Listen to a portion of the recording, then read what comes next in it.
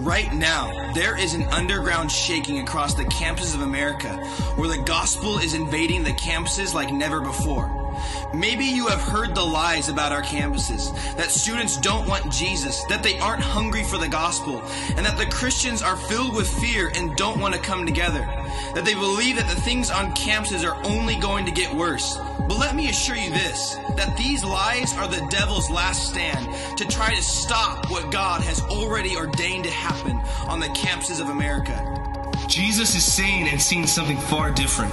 He's seeing students who are hungry for something more, who are sick of being aimless and confused but want Jesus.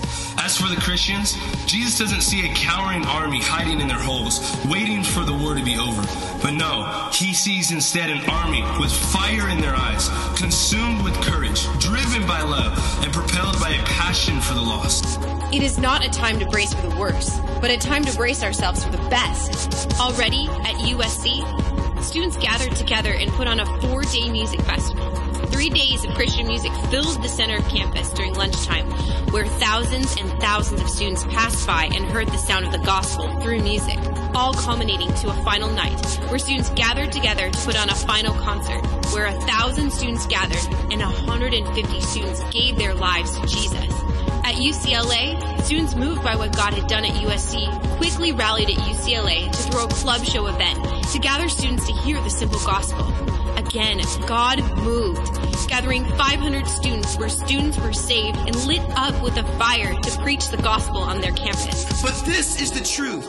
This is not a movement of special people, but this simply is a movement of hungry students like you and me who are filled with faith and courage to see the lost saved and the saved revived. It is time. Let's do this. It is not impossible. Jesus is ready to break into each of our campuses. Remember, Jesus said that the harvest is ripe, and our campuses are no exception. Let me ask you this. Who of you are ready, and who of you will go?